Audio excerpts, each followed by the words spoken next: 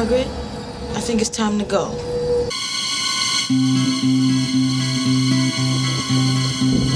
Just over a year after the release of Children of the Corn 3, Miramax Dimension was back with Part 4, which actually marks the franchise's first foray into the direct-to-video market.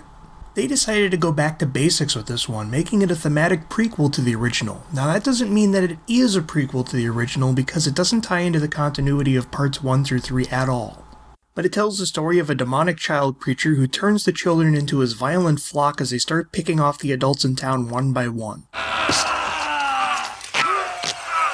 It is a good idea in concept to go back to the beginning and re-establish roots, but there's a few problems with their approach.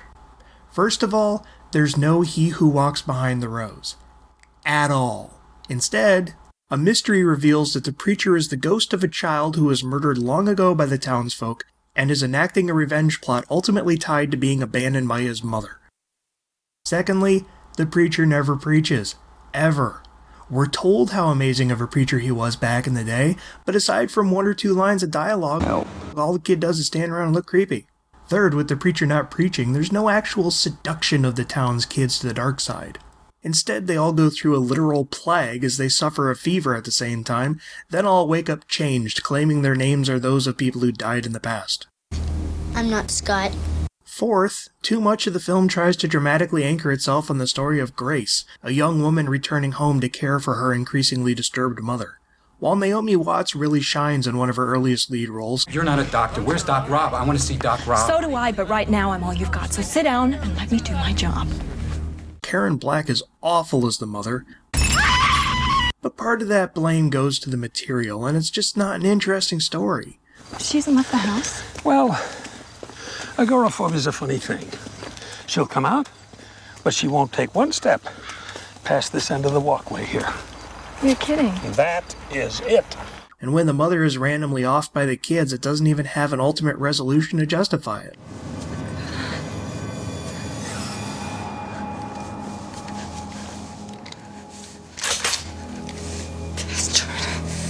The fifth and final reason is that this film is just poorly made.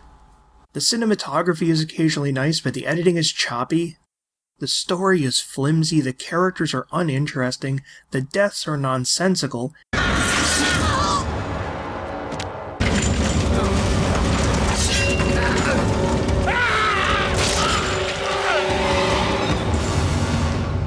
and the big climax is just plain stupid.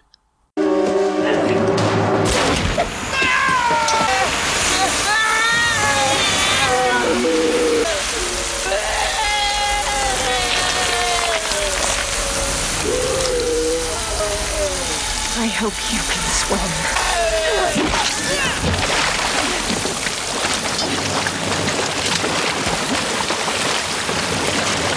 This tries to be a deeper, more character-driven reboot of the franchise, but instead it's just a bland, sloppy, misguided, and ultimately forgettable retread.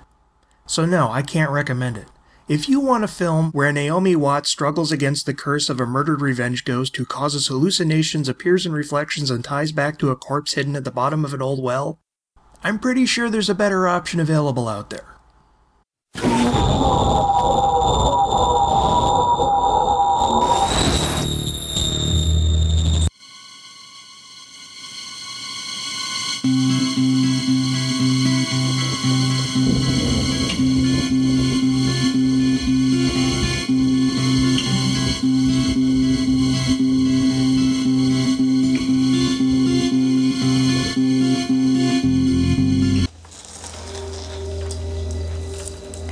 Mom, we're not Catholic.